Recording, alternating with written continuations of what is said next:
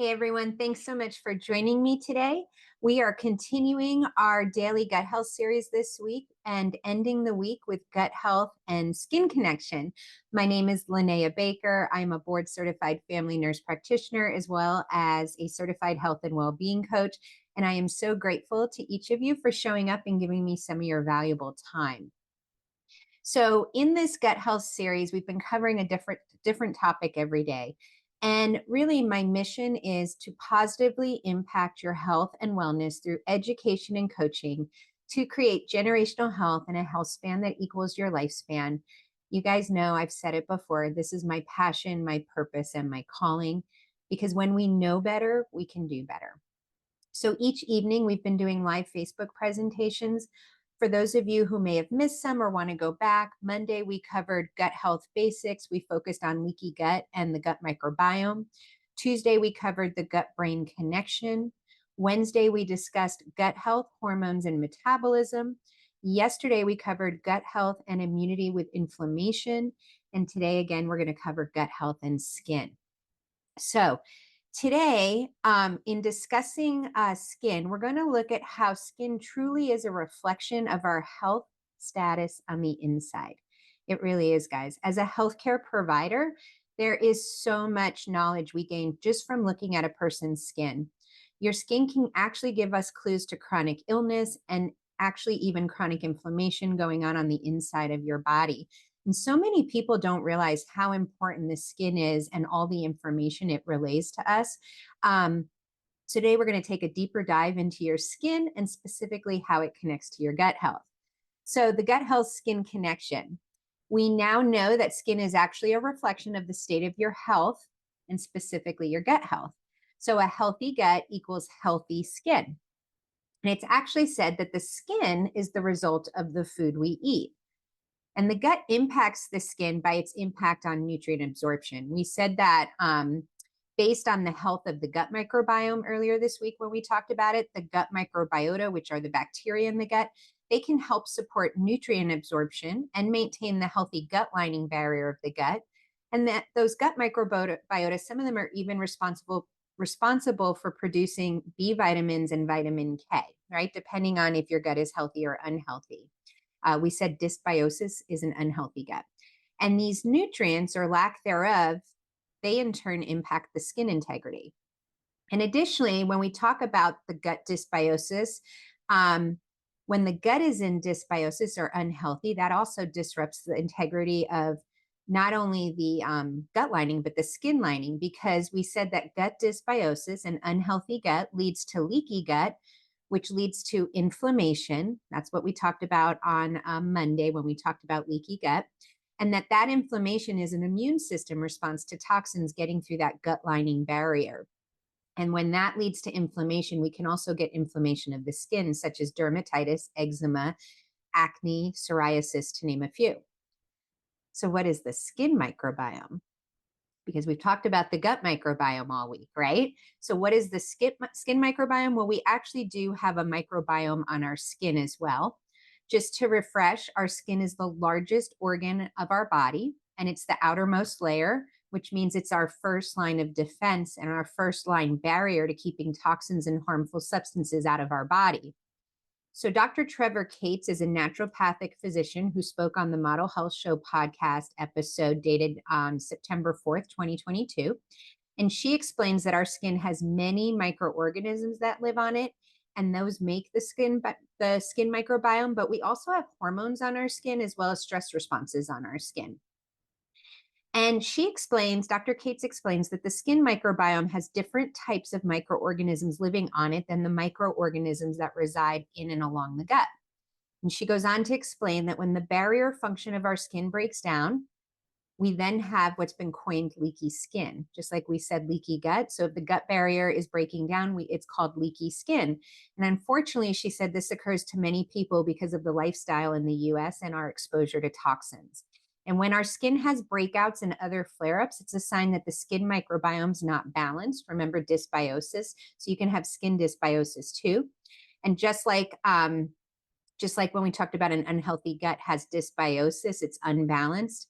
Same thing for skin microbiome that can happen with gut microbiome. They can both be unbalanced or they can be healthy.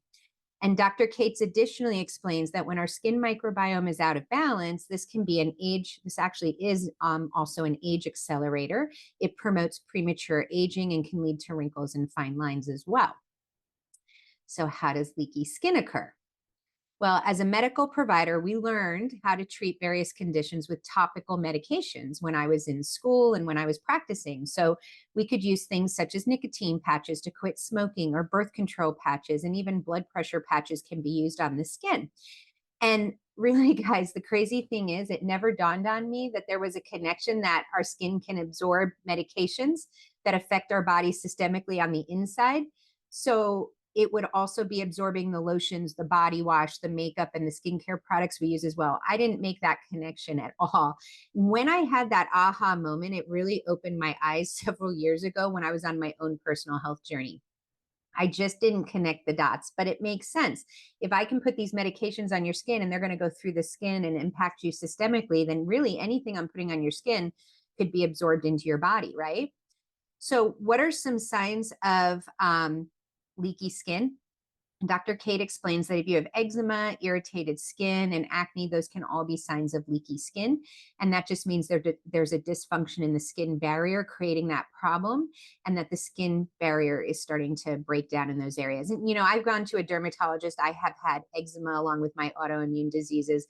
And I had eczema since a kid. And again, they talk about the integrity of the skin. And when you have those flare ups of eczema, that it's a disruption in the skin integrity. So, personal care products leading to leaky skin. The FDA bans about 11 chemical ingredients for personal care products, guys, whereas Europe bans over 1,000 chemical ingredients.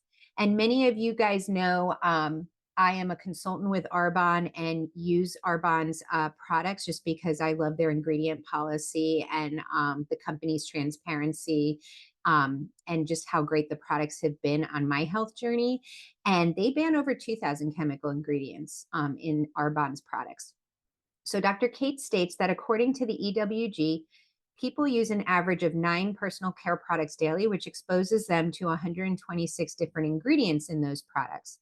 And I can tell you guys, if I were to count all the products I use daily, my face skincare routine, my makeup, my body wash, my shampoo, my body lotions, my deodorant, it's way more than 9. But on average, they said 9. And I've slowly replaced those products with non-toxic products. And I've been using a lot of really everything that Arbonne offers me. That's what I have chosen personally to use and have seen great improvement with. And Dr. Kate states that many of the ingredients in a lot of these personal care products are known as hormone disruptors. They're known carcinogens, and they're toxic to the body. So really, guys, it's all about when we know better, we can do better. So you can do a better job at selecting cleaner personal care products that are better for your body and overall health when you know what to look for and what's in the products you're buying, thinking that they're safe. Because I did the same thing for a long time. And it really comes down to, you want to research the companies producing the products, and you want to read the ingredient labels as well as the ingredient policies for the products, to make sure you're doing due diligence and getting products that are going to be safe for you. And when looking at ingredients in products, the first thing that across the board was recommended, that you want to make sure there are no synthetic fragrances in any of the products you're using on your body, because those are hormone disruptors. I will tell you, just in looking at Arbonne's ingredient policy, they do not use artificial. They ban artificial and synthetic fragrances in all their products. Okay. But just when you're doing research on companies and products that you may want to use, make sure that there are no synthetic fragrances. And Dr. Cates explains that hormone disrupting chemicals have been connected to problems with infertility, thyroid disease, obesity, early puberty, issues with menopause, breast cancer, and prostate cancer, just to name a few. And honestly, guys, I've been seeing a lot more people suffering with infertility, way more nowadays than when I first started my nursing career in the late 1990s. And that's not genetics. That's the exposure to the different environmental toxins and things that are disrupting our body. Okay. So that's what we're seeing. We're seeing more diabetes. We're seeing more of these chronic illnesses. We're seeing more obesity. Things are happening at a younger and younger age, unfortunately. And it's not our genetics, it is our lifestyle and the things we're exposed to in the United States. And she explains that hormone disrupting chemicals bind to hormone receptors in the body, so it makes the body think that it's getting a hormone. So, skin and inflammation. We've spoken about certain foods that trigger inflammation in many people. Well, the same foods can also trigger various skin flare ups, such as acne and eczema.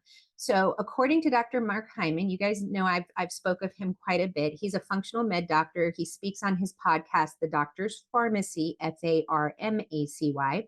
And in this one, it was July 14th, 2023's podcast, How to Heal Skin by Optimizing Your Nutrient Status and Fixing Your Gut. And he explains that when we see people with an inflammatory skin condition, such as dermatitis, eczema, and rashes, it's always due to something going on with inflammation on the inside, not just on the outside. And Dr. Cates went on to say that foods to eliminate that can be pro-inflammatory include sugar, dairy, and gluten. So then we look at stress and skin microbiome. And we've talked about elevated stress levels even this week, and we talked about cortisol being released. Well, when you're under chronic stress, leading to those chronic cortisol elevations, that can also lead to worsening inflammatory skin conditions, including acne, eczema, rosacea, and psoriasis, according to Dr. Cates. So let's look at strategies to support your skin and skin microbiome. And Dr. Hyman states that removing sugar from the diet is an important first step in healing your skin. And he goes on to state that sugar is one of the biggest causes of acne and inflammation, as well as yeast overgrowth in the gut that can lead to eczema. And Dr. Hyman also explains that sugar ages your skin and your organs. And he said, I believe he said it, and also Dr. Cates, that when you look at it an elimination, you want to give it a good 10 days of elimination to get it out of your system to see how your body responds to it. Okay. You want to also include a diet rich in antioxidants, because antioxidants are a powerhouse food for your and nutrition for your skin. And that's how do you get antioxidants? You want to eat a plate of colorful fruits and veggies. Berries are also a great source of antioxidants. Dr. Cates explains that antioxidants help protect against free radical damage. And she explains that free radical damage is known for being an age accelerator, as well as being associated with cancer. So we also want to eat foods rich in omega-3s, and those are also great for our skin. We talked about how good they are for our gut earlier this week. You can find that in wild-caught salmon, flaxseed, chia seeds, and even walnuts, according to both Dr. Hyman and Dr. Cates. You want to support collagen by eating foods rich in vitamin C. And Dr. Cates went on to say that bone broth is also rich in collagen. I've heard a lot of good things about including bone broth in your nutrition. And then taking a pre and probiotic has also been shown to have benefits in skin health in the research. The Frontier Journal published an article in 2018 reviewing the literature called The Gut Microbiome as a Major Regulator of the Gut-Skin Axis. And it concluded that the gut microbiome extends to involve distant organ systems, including the skin. And it concluded that probiotics, prebiotics, and symbiotics were a mix of different probiotics and prebiotics, have proven beneficial in the prevention and or treatment of inflammatory skin diseases, including acne, atopic dermatitis, which is eczema, and psoriasis. So guys, just to note though, research still needs to be done. We talked about this with the gut health, mental health aspect as far as probiotics and prebiotics. Research still needs to be done to determine which specific pre and probiotics are beneficial and in what quantities. Just to let you know, taking too many probiotics can be harmful. So you want to get with your personal healthcare provider for specific guidance. More is not necessarily better, even when we're talking about probiotics. You can actually get too much and have harmful side effects. So another way to get probiotics in your diet is eating foods that are fermented that provide probiotics. So eating yogurt, but you want to avoid those sugary yogurts. Kimchi, kefir, and sauerkraut are a few of the fermented foods that are good for overall gut health, and will also help benefit when you have good gut health, you'll have better skin. So we want to maintain good hydration by making sure we're getting adequate water intake. Make sure you've had an evaluation with your personal health care provider to check for nutritional deficiencies. Nutritional deficiencies can affect our skin. And a couple labs to check would be vitamin D levels and zinc. Dr. Mark Hyman states that low zinc can lead to eczema, rashes, and acne. And he also states that vitamin D deficiency can lead to psoriasis and acne. So getting those labs checked can be helpful, especially if you're dealing with those skin conditions. Another strategy to support good skin health is physical activity. We talk about lifestyle and how important it is to be moving and getting up. Dr. Hyman says that it helps your skin by increasing your blood circulation and causing you to sweat, which helps detoxify the body. Adequate sleep, another one we've been talking about. When Dr. Hyman talks about sleep, he says poor sleep can actually increase aging, diminish the skin barrier function, and it lowers our overall quality of health.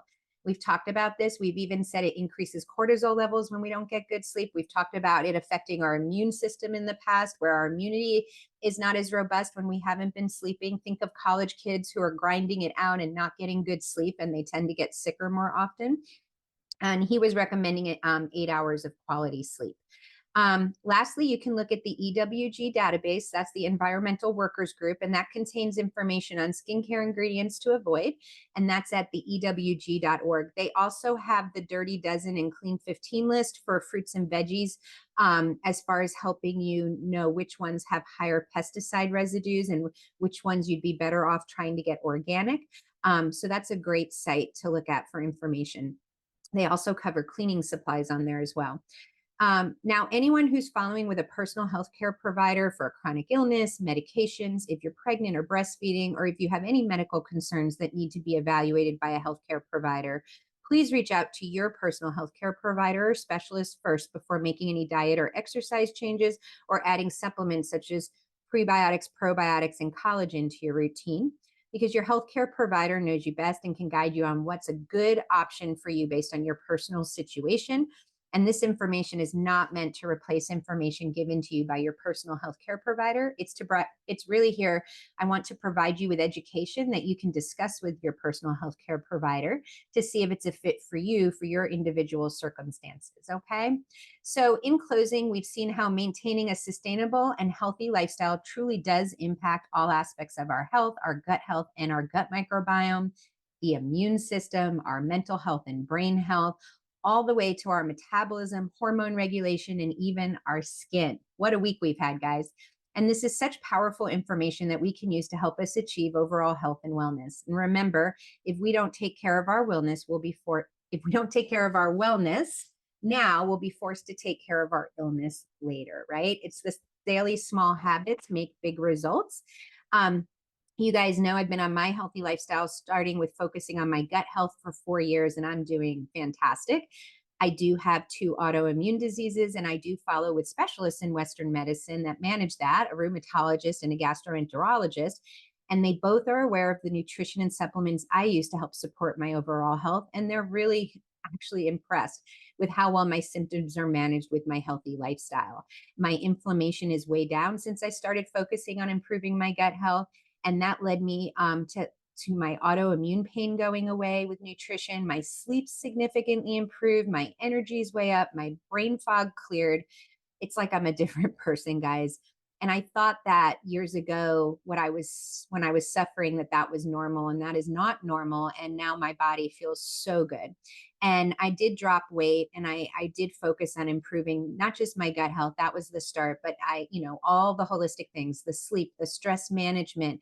Another tip for improving your skin is focusing on stress management, like meditation or prayer, finding ways we can't control the stress that comes at us, but we can control and work on how we react to it. We know that life is going to happen, but if we can manage our stress better in how we react, include some meditation and prayer into our day, that can help us manage our cortisol levels, which will also have a great impact on all of our overall health from what we've learned all week. Okay. So if any of this speaks to you guys, I have a program I use that has not only helped me detox, but also reset my gut and help support my gut daily. It's easy to do. I'd actually be honored to talk to you and do a free health and wellness consult with you. So we could look at what your personal health goals are and see if what I'm doing is a fit for you too. So if you're interested in that, just comment below or private message me to find out more. Guys, thank you for your time. I really hope this week brought you value, because when we know better, we can do better. Until next week, be safe. And I am so grateful for each of you guys. Take care. Thanks so much.